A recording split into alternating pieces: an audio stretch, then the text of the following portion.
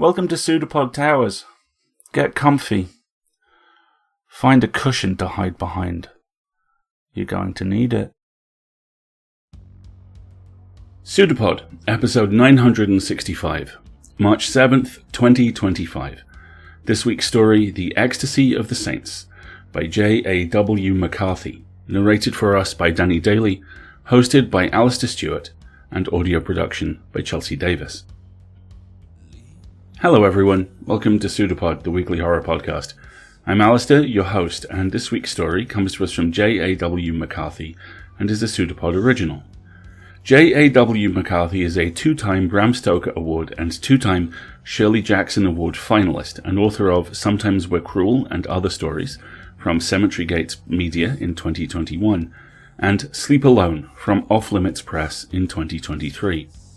Her short fiction has appeared in numerous publications, including Vastorian, Pseudopod, Split Scream Volume 3, Apparition Lit, Tales to Terrify, and The Best Horror of the Year Volume 13. She is a second-generation immigrant of Thai and Slovak descent and lives with her spouse and assistant cats in the Pacific Northwest. You can call her Jen on most social media, and we'll drop the links to her social media in the show notes. This story is a Pseudopod original, and it is a Pseudopod original narrated by Danny Daly, a jack-of-all-trades, master of none, and friend of escape artists. Danny loves the rogue life, so this whole jack-of-all-trades thing is quite alright with her. You can hear stories she's narrated on 4 of the Escape Artists podcasts, as well as Starship Sofa, Glittership, and Asimov's Science Fiction, and you can contact her on Twitter at Danuli_Danny if you'd like her to read for you. And of course, once again, the links will be in the show notes. So, bring your hands together, because this story is true. The Ecstasy of the Saints by J.A.W. McCarthy, narrated by Danny Daly. I'm 6, the first time it happens. I'm sitting in the back seat of the family sedan, staring at the rearview mirror so I can see when my father's big eye peels upward and focuses on me, steely gray, and always watching, as he promised when I started doing this. Mom faces straight ahead, shoulders curled forward as if folding herself around the cold jets blasting from the AC. They're busy talking about traffic, or what Grandma will make for dinner, or how we'll have to atone for missing confession this weekend. It's all the same to me. It means I can slip my pinky into my mouth, hooking towards my cheek, until I feel the silky, swollen hole between my tongue and molar. As I nudge into the opening, I think of my cat flexing her paw, how her claws extend smooth and quick as switchblades as her toes curl into her palm. I'm a claw. I'm a dagger. I'm dangerous. I do harm. The dentist said my baby teeth are making way for my grown-up teeth, and my mother says to stop messing with it if I want to grow up. But this isn't an empty tooth socket. I nestle my pinky all the way into that perfectly sized little hole, down to the knuckle, lips curled around my teeth so I don't bite into my hand. My mouth floods with saliva. Mom doesn't turn around, and the rearview mirror reflects only my dad's lined forehead and one wolfish eyebrow. I have to keep sliding the rough, frayed seatbelt strap down to my collarbone because it keeps getting caught under my chin and slicing into my throat. I'm doing the thing that feels good, at the same time wondering if it feels so good because I'm not supposed to do it. I've heard my mom say she's seeing stars when she hits her head on the freezer door handle. She said the same when she told me the story about how she met Dad. There are no stars when I feel good. Everything goes warm and heavy, then black. When the black peels away, everything is different. The brown hills on either side of us are gone, replaced by buildings with names I'm still learning to read. The car is swinging me side to side, like the salt and pepper shaker I got to ride with Dad at the state fair. I accidentally bite down on my knuckle, dislodging my pinky from its gummy burrow. A milky puff of smoke. It smells both acrid and burnt, like the time Grandma left banana bread in the oven too long. Rises from where Dad's head and shoulders and chest used to be, the familiar shape of him collapsing into gray ash. Mom is screaming, the top of her head, fluffy, gravity-defying black, spinning outward from a whirl of bleached white scalp, bobbing in and out of the rearview mirror as she strains across the console and into the empty driver's seat, grabbing at the spinning steering wheel. I'm 11 when I meet my best friend. She catches me with my finger in my mouth at recess, but she doesn't call me a thumb-sucking baby like the other kids do. As we curl ourselves into the boxwoods that border the playground, she shows me how she likes to press her thumb into her armpit and wiggle it around until her fingernail draws blood. Despite the determined set of her jaw, she looks happy when she does it. My pinky hooks the corner of my mouth without my permission. I can almost feel the puffy, silky grab of that hole in my mouth, the firm nudge of my tongue against one side of my finger, the wet, unyielding barrier of my teeth against the other side. I know the moment my new friend breaks the skin under her arm, because that's when her face pinches, her brows and nose and lips all pulled tight as if an invisible drawstring has been stitched through her face. But she doesn't say a word, not even an ouch. I hold my breath, watching her exhale deeply after, her shoulders slumping, as if all the ropes in her arms have gone gooey and slick, like brownie batter slowly sliding out of the bowl. A smile unfurls across her wide mouth. I think this is how I must look when my finger finds that perfect depth, before the warm dark is pulled out from under my feet by my mother's shrill, clipped cries for me to stop it. My new best friend is quiet for a long time, even after she pulls her thumb out from under her arm, and we examine the syrupy red limning the crescent of her nail. No one turned to ash, and we are happy. When we file inside after recess, the other kids say we smell like cat piss, but she just grins and grabs my hand. My mom is pleased I finally have a friend, even if my new friend forgets to put her dishes in the sink when she comes over. It's better when I go to her house. The big playroom in the basement is all ours. It's at my first sleepover there when I show her the hole inside my mouth. She climbs onto my lap and points a flashlight into my jaws, open so wide I'm afraid they'll stick like this and never close again. Tongue lifted, I place my finger against the meaty pucker next to my molars, and my best friend shrieks a happy animal noise as the hole yawns open, reaching for my finger. I want to do the thing that feels good now, but I'm afraid. What if this time, because we're alone together and I like her and I feel powerful, something bad happens? What if, while I'm wrapped in the warm, heavy darkness, she turns to ash? She slides her index finger into my mouth, her other hand holding the flashlight overhead as she probes along my gums. I try to speak. I want to tell her about my dad, how he disappeared into a haze of burnt banana bread smoke, how my mother saved the car from crashing, but her knuckle nudges my tongue back against the roof of my mouth. Her skin tastes salty and sour, enough to make the little mouth inside my mouth pucker against her touch. When her mother walks in on us, my friend tells her we're playing dentist. The next time I sleep over, she says, if I'm really her best friend, I'll make a hole in her mouth like mine.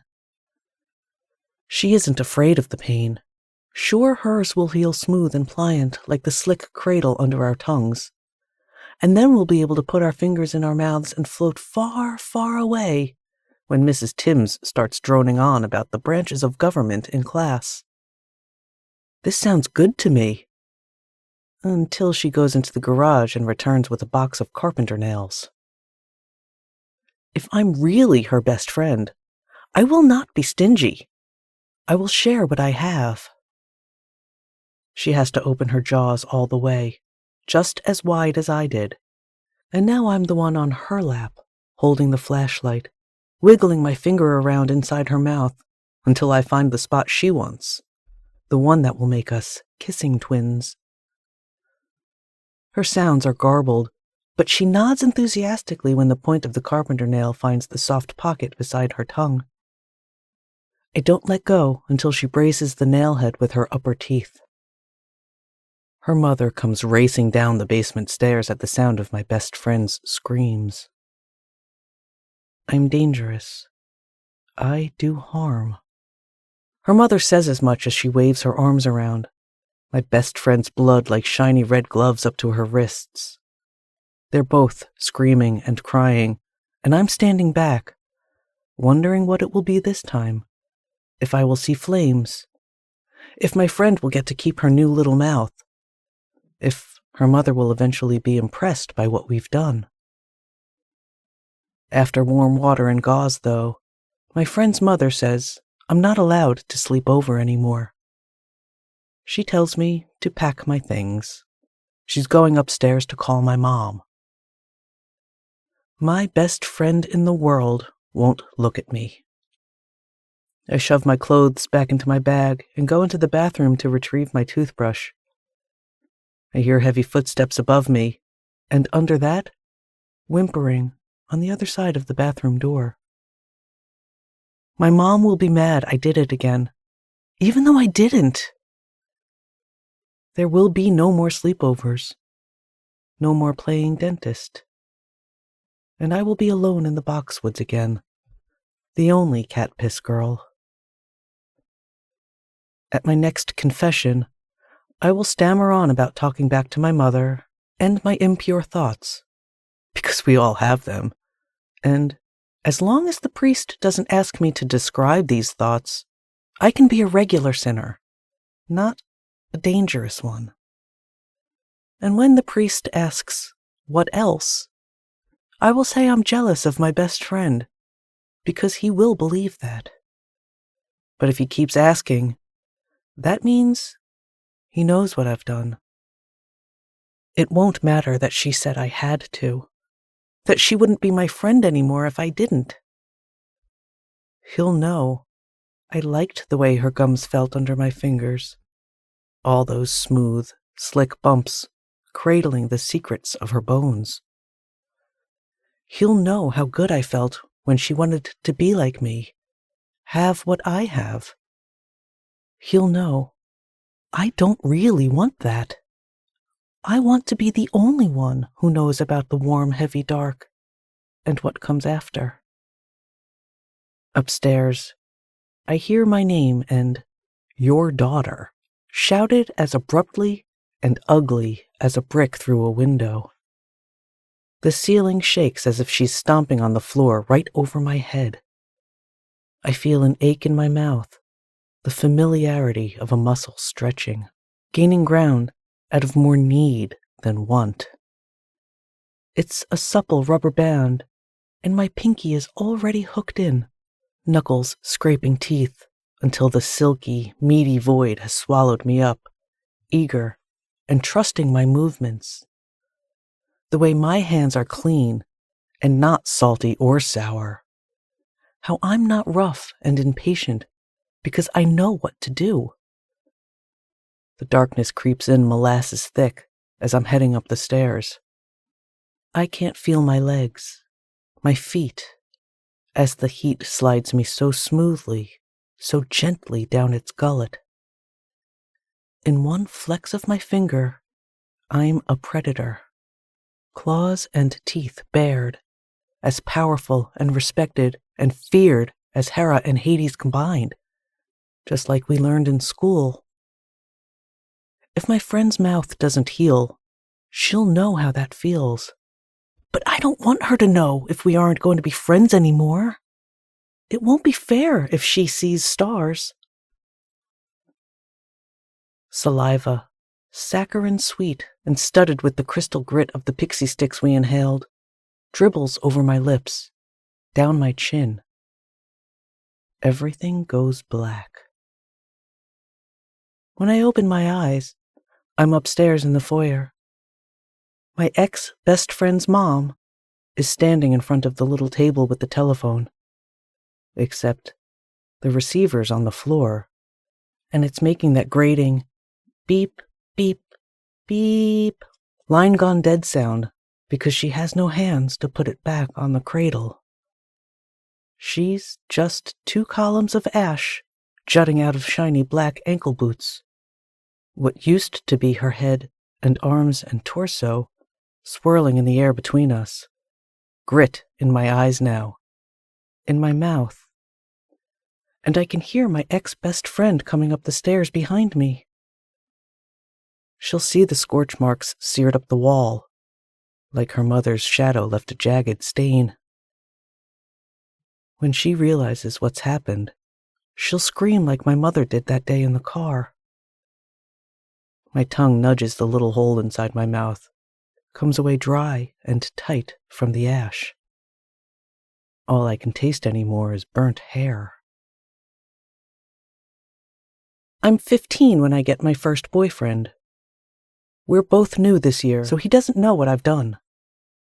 The other kids have heard the rumors, but they don't bother telling him because they think he's weird too, with his unblinking stare and the way he saws the feet off the dead birds he finds around campus. He likes me, so I like him back. 3 days a week we sit next to each other in Mass, our pinkies touching on the church pew. In class, we learn about the ecstasy of the saints, but it sounds like a head wound to me, like when my mother used to see stars. We're not supposed to call it hallucinations. It's euphoria, the kind of pleasure that isn't meant for mortal bodies. When Sister explains all of this, my boyfriend winks at me from across the classroom. Mom is pleased I have a boyfriend now. She says, finally, and normal, a lot in her phone calls to her friends. Her pride seems misplaced, but I guess since it's not for herself, it's fine, as long as I don't feel pride too. What matters is she won't have to spend her Wednesday nights in a church pew worrying her rosary until her fingers go numb anymore. She reminds me to not let my mind wander, that boys like it when you pay attention to them, when you compliment them. To her, my having a boyfriend is a vicarious satisfaction, even if I don't feel the same relief. It's almost a month before my boyfriend and I finally get to be alone together. This is something I orchestrate, easily convincing him to skip choir practice so he can come over while my mom is still at work. He likes our house and doesn't complain about the store brand soda I offer him. He knows it's all a prelude. The snacks, the tour, the family pictures with my dad beaming the smile my mom says I inherited. A perfunctory build-up to the revelation behind my bedroom door. On my bed we kiss, and I encourage him to roam wherever he wants. His happy little grunts tell me I'm doing it right. Even if the other kids think we're weird, it still feels good to walk down the hallways holding his hand, to be paired up like the normal kids. I'm afraid, if we don't get closer, he won't want to be with me anymore, and he'll leave me for one of the other weird girls, who are the good kind of weird, with their Ankh chokers and devotion to eyeliner, and their strings of silent, cleansing Hail Marys after every blowjob. My mother will yoke me to her rosary every Wednesday if I mess this up. As my boyfriend undoes the buttons of my stiff white uniform blouse, I tell him I want to show him something. My fingers are faster than his, probing my mouth, distracting from his under-bra explorations. I've learned to touch the little mouth inside my mouth only when I'm alone. But maybe this is something we can do together, because he's supposed to be special to me. I tell him I'm nervous, that he'll be the first one to see, and this bloats his pupils into eclipsed moons, flushes his lips as wet and bright as fever sweat. My mother was wrong. I'm talking about myself and what feels good, and he's hanging on my every movement, peering into my mouth as I unhinge my jaw and guide his pinky to the gummy little opening under my tongue. When it latches onto him, suctioning from ragged nail to fingertip to knuckle, he pulls back, abrupt and harsh enough to fatten my lip on his way out. The throb burns, but it's not unpleasant. It's a back fence neighbor to the feeling I want to show him. While he wipes his hand on his pants, I slide my own finger between my tongue and gums and let it pull me in, eager and familiar. No coaxing, no disappointment of the failed introduction. A flood of saliva washes away the salty sour of his skin, that unwashed grit that leached my tongue dry. Once the heat climbs up my ankles and the dark edges molasses creep in, my boyfriend no longer looks alarmed. He looks bored. I thought it might be a turn-on for him, but he just keeps moving my other hand down to his pleated uniform pants. He doesn't seem to notice what I like, what feels good to me. I know that look. The expectation the same as all the not weird boys in my class, and even some of the teachers who have vowed to seal their feelings within the sanctity of marriage. He wants me to genuflect before him. Instead, I keep my finger in my mouth while he works my other hand over the bulge in his pants. I'm swallowed, but I can't quite disappear. My boyfriend and his certain, justified needs remind me of my mother's words, of her insistence that I must keep his attention. I mustn't let my mind wander. The warm dark won't hold my hand in the hallways, won't cocoon me in the safety of belonging. I watch my boyfriend close his eyes as a rubbery grin spreads across his face. Maybe this is the way it's supposed to be, finding pleasure in other people's happiness. We're almost as close as two people can get, so I close my eyes like him and keep working both my hands in conflicting motions. In our sin, we are seeking the ecstasy of the saints. And weren't they sinners once too? This kind of euphoria is supposed to be worth all the rosaries and fatherly scorn in the confessional booth. Soon, I lose track of both my hands. I don't think of my cat's claws anymore, because this doesn't make me feel dangerous or capable of harm.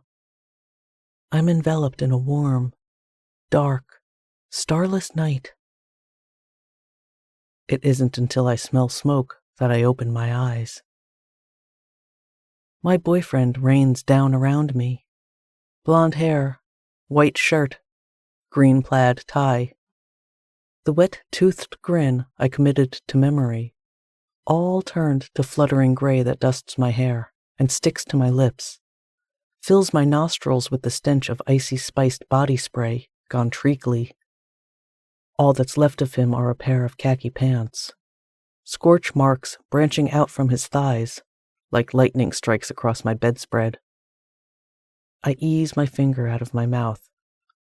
I lose my balance when my other hand sinks into the hump of ash that used to be his crotch.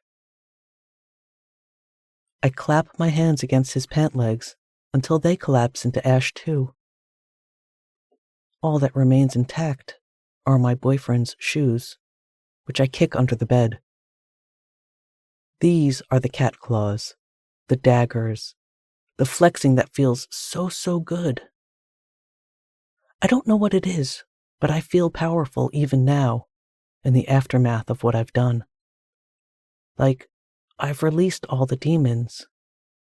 They're everyone else's problem now, not mine. I'm 28 when I get my first girlfriend. We circle each other for weeks in the coffee shop, her smiles of recognition widening until her fumbled compliment about my boots forces a conversation. It's a meet-cute that makes my teeth itch even as a cascade of ice and latte pours from my cup and all over the front of my shirt. She helps me dry off under the hand dryer in the bathroom, awkwardly stretching out the hem of my shirt as I squat, her fingers brushing mine as they creep upward to pull the wet fabric away from my breasts. We've known each other's faces for weeks, so she suggests we try a cocktail next. She becomes my girlfriend so quickly, so seamlessly, that I wonder what else I missed when I wasn't paying attention.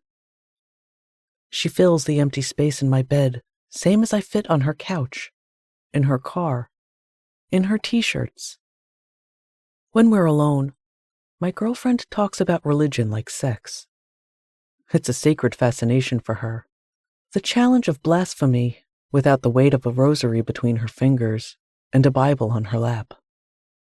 She craves kisses bookended by stories about cruel nuns and the length of our uniform skirts, and which girls wore their ties loose and their sleeves rolled up.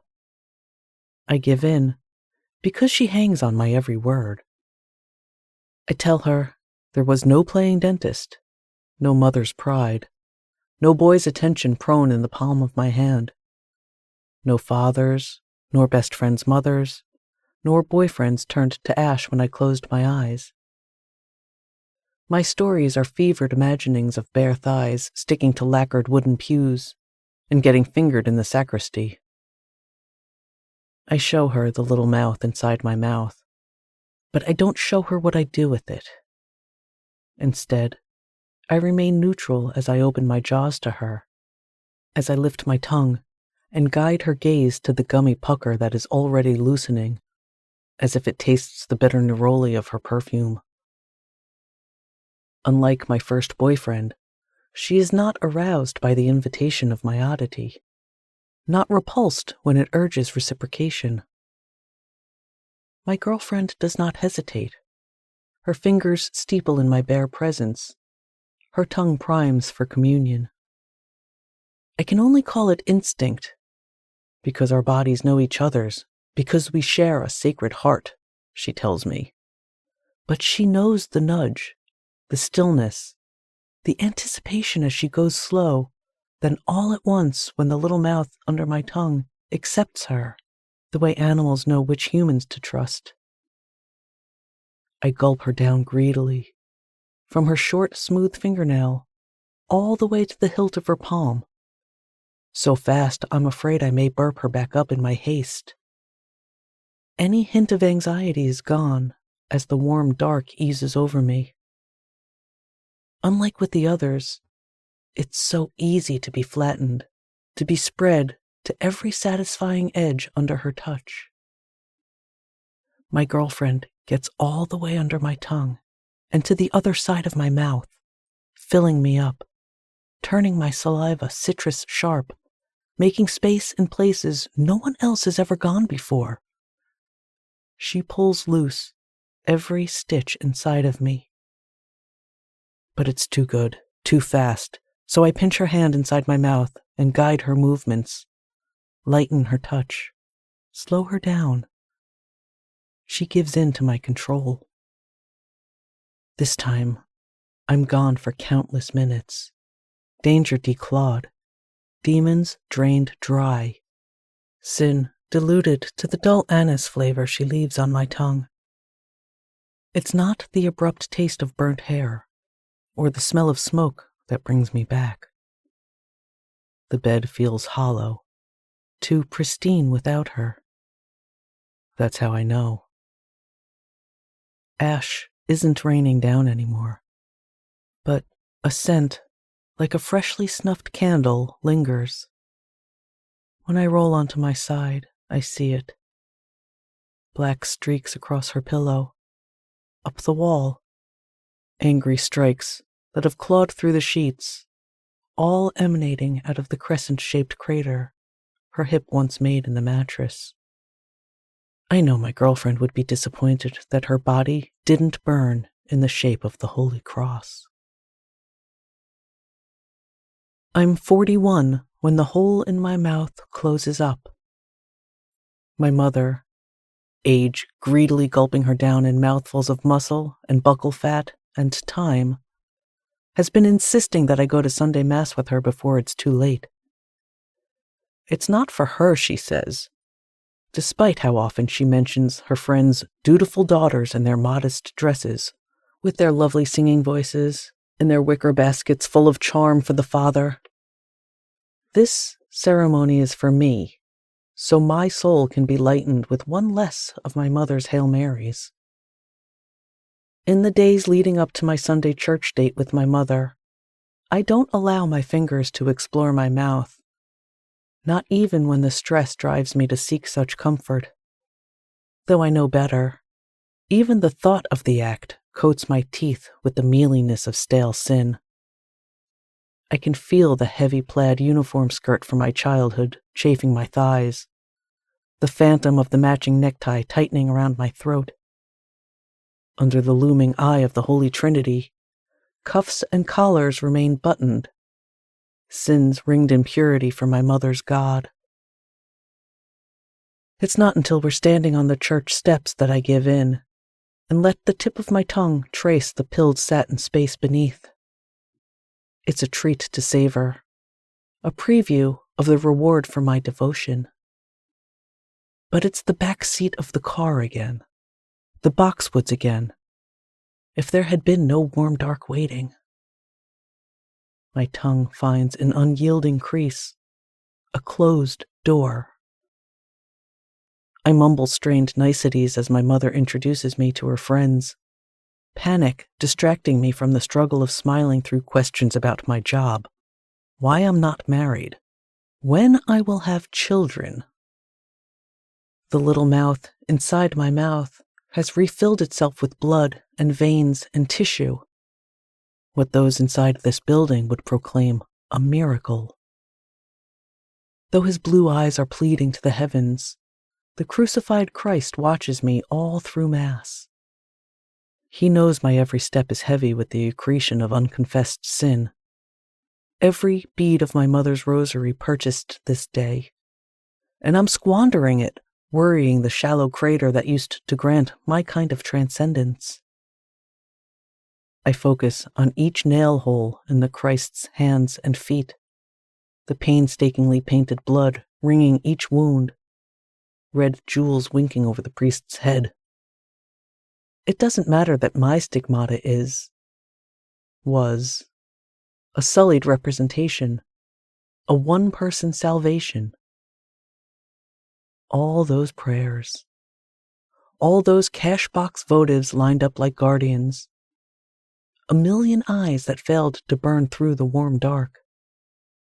My mother squeezes my hand when the priest reads her favorite psalm, crushing my restless fingers as if she knows I never stopped, not even after my father and my best friend's mother and all the others turned to ash. What she doesn't know is that the crucified Christ is on my side. I pry my hand from hers and wave back as the Christ's fingers wiggle their greeting to me. I watch, rapt, as his movements dislodge the nail that has pinned him to that cross for centuries. A rough-hewn dagger of black iron that drops onto the red carpet, then rolls down the altar steps, all the way down the aisle, coming to a stop against the steel edge of my boot with a satisfying plink. I look around me, but everyone stares straight ahead. No disapproving eyes to spare as I pick up the nail and place it in my mouth. My Savior turns his eyes to me. He nods and opens his mouth, lifts his lacquered cherry tongue for all his saints high above the oblivious priest. I brace the nail-head into the jagged cup of my molar. The point finds the crease. Saliva floods my mouth as I bite down. Even before the edges creep in soft and dark, I smell burnt sugar and burnt hair, and the lingering anise of sweat burned away on bedsheets. I don't have to open my eyes, not when the heat is roping my ankles in its sticky grip. I recognize the ash settling on my tongue, the ecstasy of the saints raining down around me. I know the taste of every demon released.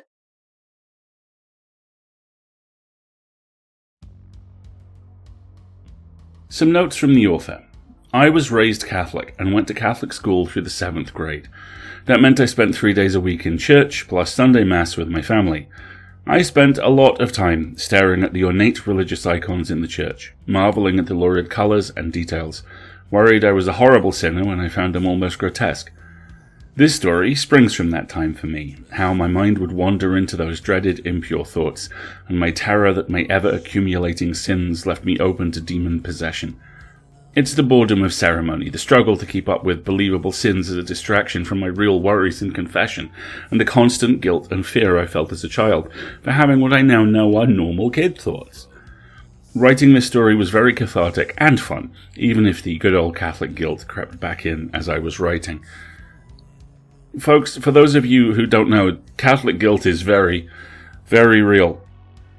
I wasn't raised Catholic. Technically, we joined the church when I was 12, but my 2 earliest memories of emotional response tied to religion are seated in the exact place this story describes.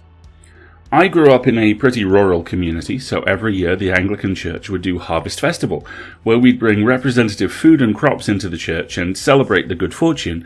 And if you're thinking this all sounds pretty pagan, yes, it does, and yes, it was. I have a very clear memory of being in the church with my mum, helping lay out some of the flowers. I remember looking up at the Titanic stained glass windows, and I remember this feeling of absolute terror that something so big and so powerful was right next to me. I panicked. I started crying, and she pulled me out. Jump forward 10 years, and I find myself in the middle of the late 80s, early 90s pop boom. Not Britpop, not yet, but very much on the way.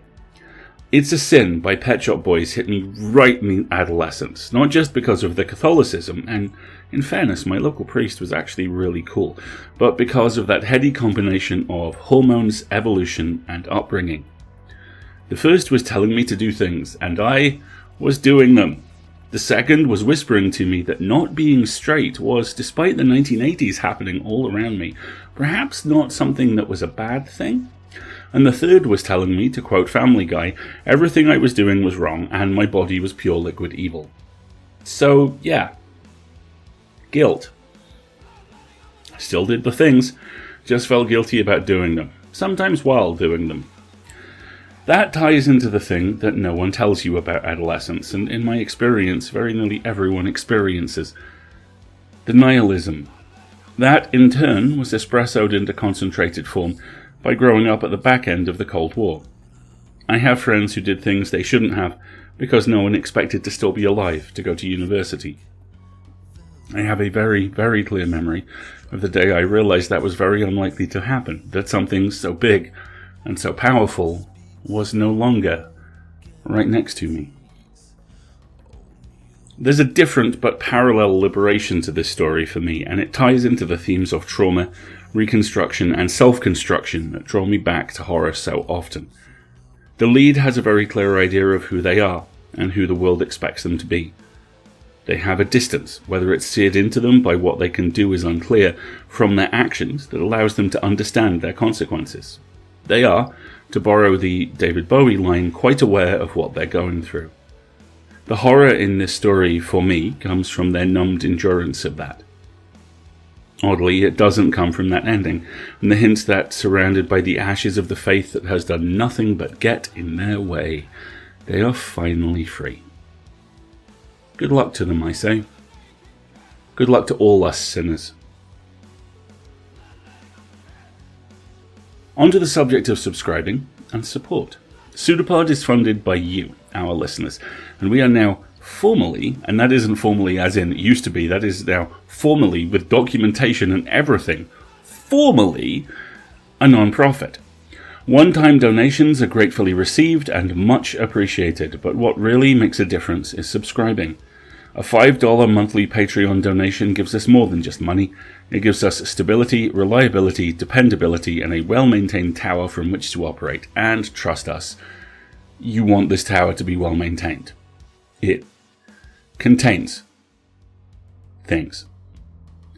If you can, please go to pseudopod.org and sign up by clicking on Feed the Pod. If you have any questions about how to support EA and ways to give, please reach out to us at donations@escapeartists.net. We'd love to hear about this stuff. If you can't afford to support us financially, firstly, it's very important to me that you know we get it. Times are hard. This is tough, what we're all going through right now.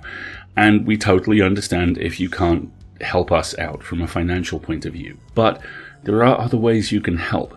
Please consider leaving reviews of our episodes or generally talking about them on whichever form of social media you are obsessively doom-scrolling right now. Right now, I'm kind of a Reddit guy.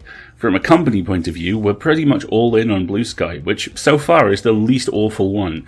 You can find us at pseudopod.org. And we would love to see you there. Also, if you like merch, you can support us by buying hoodies, t-shirts, and other bits and pieces from the Escape Artists Void merch store, championed by Void merch designer and all-around maestro Jordan Shively, whose debut novel is also out and also fantastic and well worth your time. The link for all of this is in various places, including our pinned tweet. Pseudopod is part of the Escape Artists Foundation, a 501c3 non-profit, and this episode is distributed under the Creative Commons Attribution Non-Commercial No Derivatives 4.0 International License. Download and listen to the episode on any device you like. Don't change it. Don't sell it. Theme music is by permission of Anders Manga.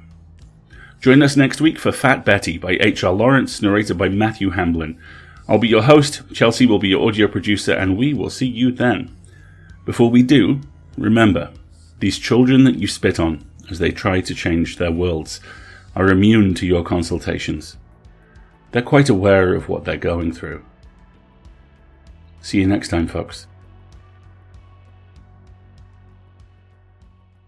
An arm appeared from nowhere on the shape, seemingly projected like the pseudopod of a protozoan. It's a pseudopod. It's a big foot. It's all about podcasts these days.